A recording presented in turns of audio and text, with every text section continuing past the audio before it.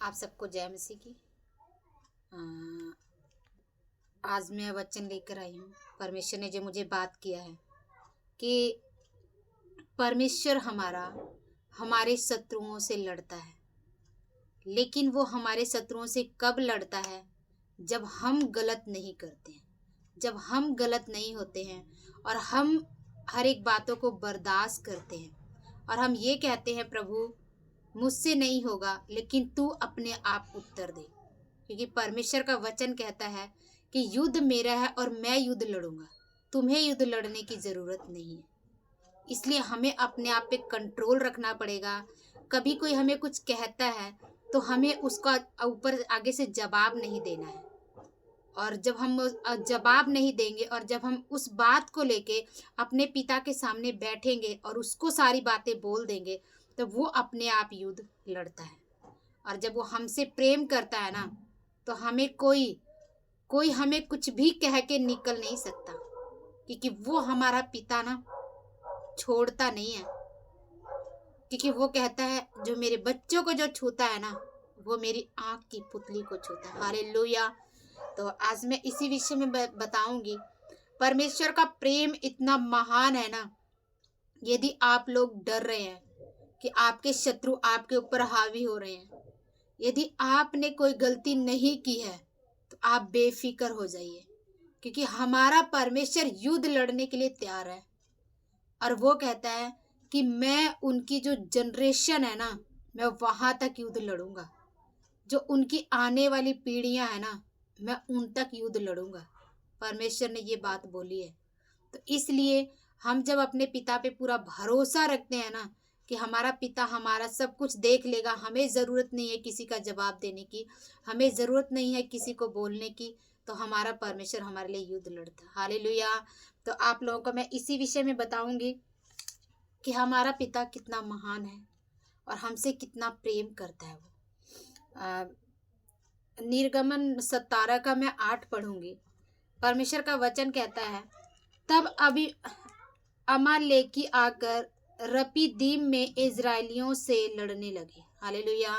ये तब की बात है जब इजराइलियों को पानी नहीं मिल रहा था और वो बुड़बुड़ा रहे थे, और परमेश्वर ने मूसा को बुड़बुड़ा रहे थे। मूसा ने जब प्रभु को बोला, तो परमेश्वर ने बोला चट्टान के ऊपर तू होरेब पर्वत पे बोला, चट्टान के ऊपर तू मारना और उसमें से पानी निकलेगा। ये उस टाइम की बात है। उसके बाद जब वो रपीदीम में आए, तो अमालेकियों ने क्या किया था? उनसे युद्ध लड़ने के लिए गया था।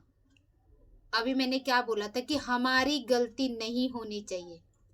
इसमें इजरायलियों की कोई गलती नहीं थी। इजरायली लोग तो केवल आ रहे थे, मिस्र देश से निकलकर अपने देश कनान में जाने के लिए वो लोग आ रहे थे। लेकिन इन्होंने क्या किया? अकारण बिना बात के इजरायली लोगों से युद्ध करने के लिए चले गए। परमेश्वर का वचन कहता है, यहाँ 9 वचन कहता है, हमारे लिए कई पुरुषों को चुनकर छांट ले और बाहर जाकर अमालेकियों से लड़, और मैं कल इजराइलियों परमेश्वर की लाठी हाथ में लिए हुए पहाड़ी की चोटी पर खड़ा रहूंगा।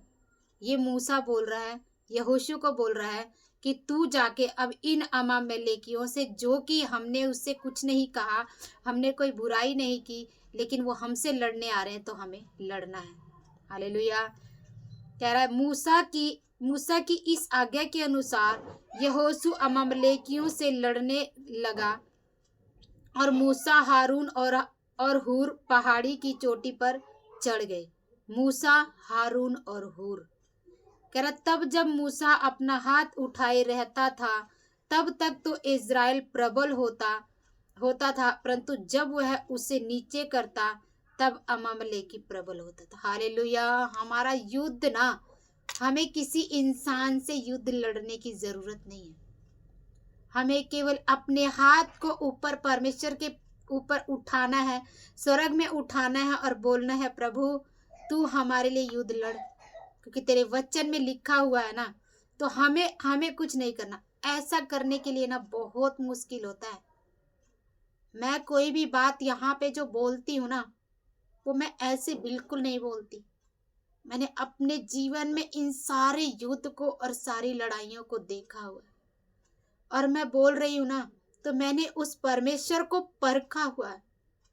वो परमेश्वर जो है ना, वो मेरे साथ ऐसा कर चुका है, इसलिए मैं आप लोगों को बोल रही हूँ। यहाँ पे क्या कह रहा है? कह रहा है कि मूसा की इस आज्ञा के अनुसार यहोशू अमालेकियों से जब लड़ने लगा, जब वह हाथ ऊपर करता था, जब हम परमेश्वर के चरणों में होते हैं ना, हमें अपने हाथ को ऊपर रखने का मतलब है कि हर रोज हमें प्रार्थना करनी है। और जब हम हर रोज प्रार्थना करेंगे तो इसका मतलब हमारा हाथ ऊपर है। और यदि हम प्रार्थना नहीं करते हैं जिस दिन, उस दिन हमारा हाथ नीचे है। इसका कहने का ये मतलब है, जब मूसा ऊपर हाथ करता था तो वो यहोशू युद्ध जीत जाता था, और लेकिन जब वो नीचे कर लेता था, जब वो थक जाता था, तो वो क्या करता था? युद्ध हार जाता था। इसके बाद क्या? तब जब मूसा के हाथ भर गए, तब उन्होंने एक पत्थर लेकर मूसा के नीचे रख दिया और वह उस पर बैठ गया, और हारून और हूर एक एक अलंग में उसके हाथों को संभाले रहे, और उसके हाथ सूर्यास्त तक स्थिर रहा। हालेलुया। कई बार क्या था, यहाँ पे क्या देखा जा रहा है कि जब मूसा का हाथ ऊपर लगाए करे करे थक गया, तो क्या किया कि हारून और हूर ने उसके हाथों को ऊपर उठाकर पकड़ कर रखा, उसे एक पत्थर पे बैठा दिया। यहाँ पे हमें एक बात और पता लगती है कि हमें क्या है, कि हमें इस बात का पता लगता है कि हमें प्रार्थना के लिए सपोर्ट की जरूरत भी होती है। जैसे मूसा को उसके हाथों को उठाने की जरूरत थी, इसीलिए हमें क्या है कि हमें प्रार्थना के लिए एक दूसरे की सपोर्ट की जरूरत होती है, और हमें एक दूसरे का सपोर्ट करना है। हालेलुया। परमेश्वर का वचन क्या कह रहा है? और यहोशू ने अनुचरों समेत अमालेकियों को तलवार के बल से हरा दिया। हालेलुया। यहाँ पे क्या कह रहा है कि तलवार के बल से उसे हरा दिया। उसने, वो अमालेकी जो थे ना, वो युद्ध को हार गए थे, क्योंकि वो व्यर्थ आए थे। यदि आप लोगों के जीवन में कोई व्यर्थ युद्ध लड़ रहा है, और ऐसा होता है, क्या होता है कि मसीह लोग जो होते हैं, मसीह लोगों के विरोध में लोग बिना बात के युद्ध लड़ते हैं। आप उनको कुछ नहीं कहोगे, आप उन्हें कुछ नहीं बोलोगे, लेकिन वो बिना बात के आपके साथ युद्ध लड़ेंगे। मुझे पता है कि हर एक के साथ ये जीवन में होता है। आप अपने काम पे रहेंगे, आप अपने घर में रहेंगे, आप कहीं पे भी जाते हैं, आप उनका कुछ नहीं करते, लेकिन वो फिर भी आपके पीछे पड़ते हैं। लेकिन यदि आप सही हैं, आप गलत नहीं हैं, हमारा परमेश्वर कहता है कि वो युद्ध लड़ने के लिए खड़ा हो जाता है। हालेलुया। यहाँ पे परमेश्वर यहोवा ने क्या बोला? 14 वचन में कह रहा है, तब यहोवा ने मूसा से कहा, स्मरणार्थ याद कर, इस बात को पुस्तक में लिख ले और यहोशू को सुना दे कि मैं आकाश के नीचे से अमालेक का स्मरण भी पूरी रीति से मिटा डालूंगा। क्या कह रहा है? बोल रहा है यहोशू को कि यहोशू को ये बात बोल दे, याद रख, इसे पुस्तक में लिख ले कि मैं अमालेकी जो है उनका स्मरण, यहाँ से स्मरण मतलब उनकी याददाश्त तक, याद मतलब उनका कुछ भी मैं नहीं छोड़ूंगा। कह रहा है कि पूरी रीति से मैं मिटा डालूंगा। ये हमारा यहोवा परमेश्वर है। आज मैं उसकी प्रेजेंस को बहुत ज्यादा फील कर रही हूँ, क्योंकि हमारा परमेश्वर ना इतना महान है, और वो हमारे लिए युद्ध लड़ता है। मैं जानती हूँ जो लोग इस वीडियो को देख रहे, बहुत लोग ऐसे युद्ध में हैं, ऐसे युद्ध में वो हैं, और वो इस युद्ध में पड़े हुए हैं।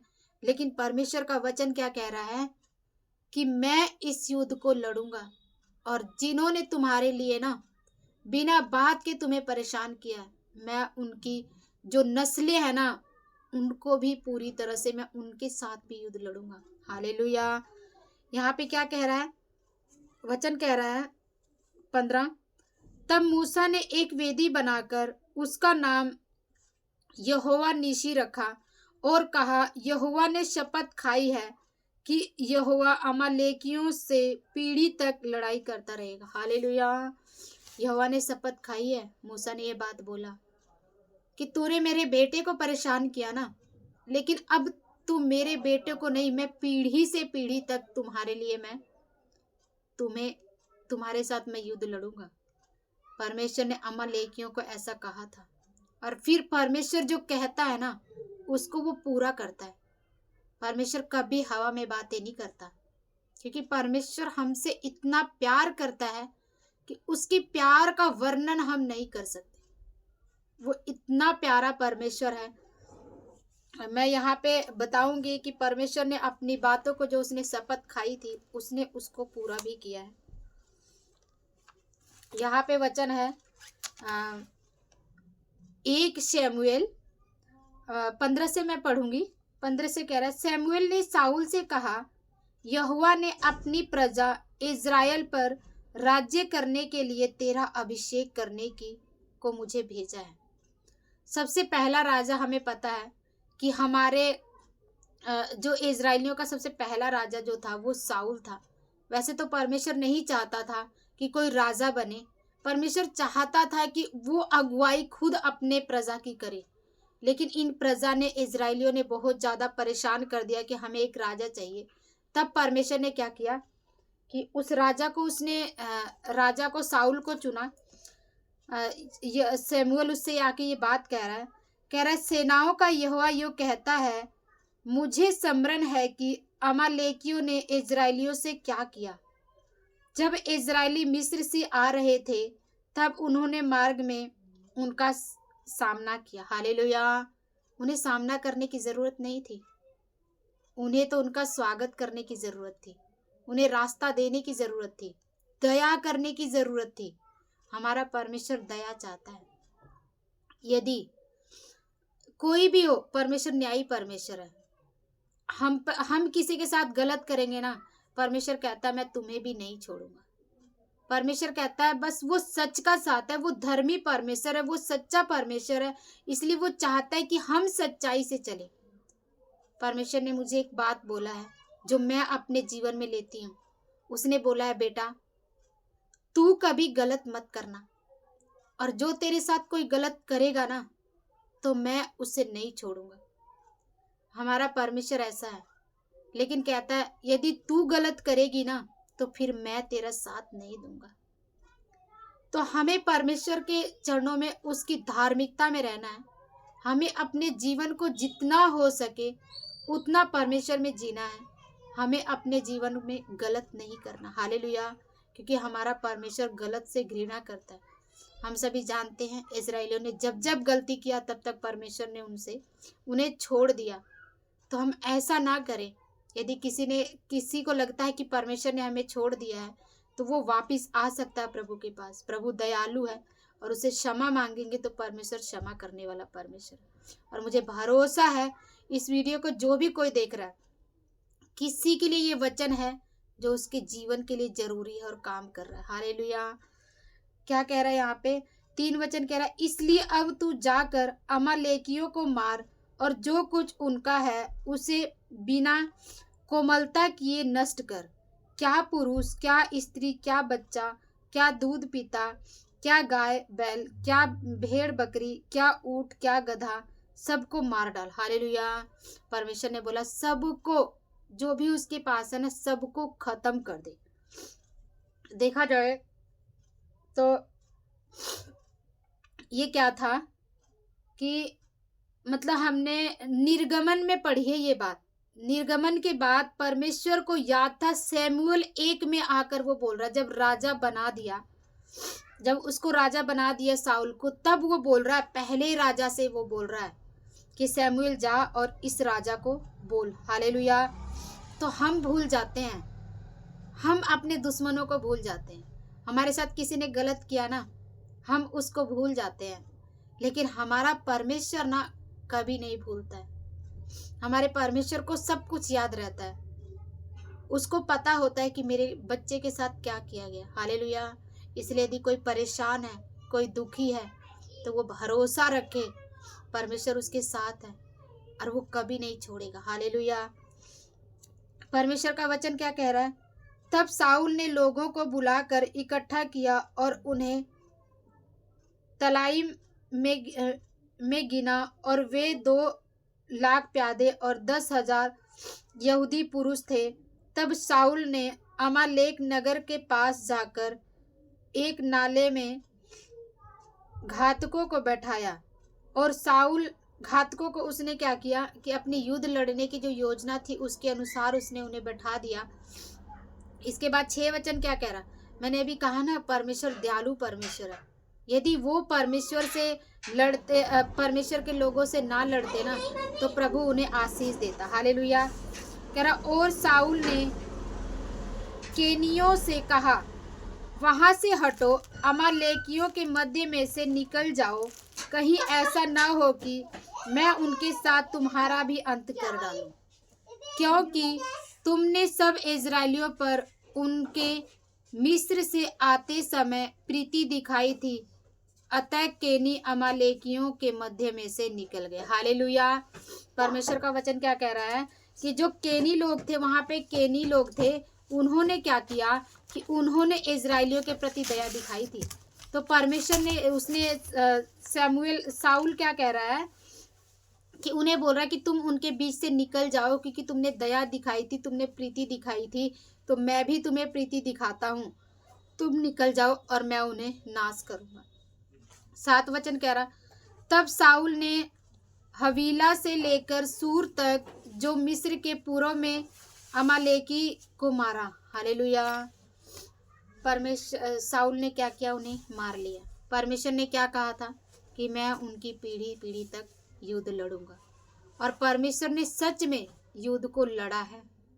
उसने इस युद्ध को लड़ा और क्या किया कि उसे अमालेकियों को उसने खत्म कर दिया। लेकिन उसके बीच में एक जाति केनिया थी, केनियों को उसने क्या किया कि तुम यहाँ से निकल जाओ, और उसने साउल ने उस पर प्रीति दिखाई। हालेलुया। लेकिन हम जानते हैं साउल ने वहाँ एक गलती की थी, उसने उसकी आज्ञा को नहीं माना था, क्योंकि परमेश्वर ने बोला था कि सब कुछ खत्म कर देना, लेकिन वहाँ के राजा को उसने बचाया था। और इसके बाद वहाँ के जो पशु थे, जो अच्छे अच्छे पशु थे, उन्हें भी बचाया था, जिसकी वजह से हम जानते हैं कि साउल को परमेश्वर ने फिर राज्य से निकाल दिया था। परमेश्वर ने फिर उसे बोल दिया था कि तूने मेरी आज्ञा को नहीं माना, इसलिए अब ये राज्य तेरे हाथ से निकल जाएगा और किसी और को दिया जाएगा।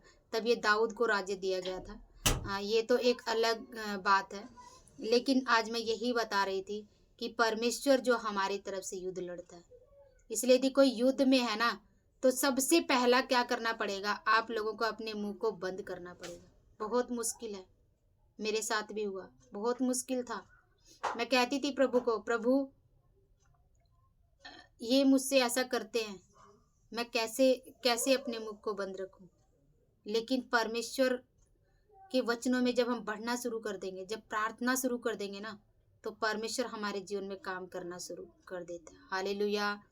परमेश्वर का वचन कहता है, और जब एक तरह जो हमारे विरोधी होते हैं ना, वो हमारे लिए अच्छे भी होते हैं, क्योंकि उन विरोधियों की वजह से ना हम लोग प्रार्थना में बढ़ जाते हैं, प्रार्थना में हम परमेश्वर के चरणों में चले जाते हैं। आप लोग ऐसा करके देखना, यदि आपका कोई विरोधी है ना, आप उसको कुछ मत बोलना, लेकिन यदि वो कुछ भी कहता है ना, आप परमेश्वर के चरणों में जाओ और रो और बोलो, प्रभु तेरे वचन में लिखा है तू युद्ध लड़ता है और तू युद्ध लड़।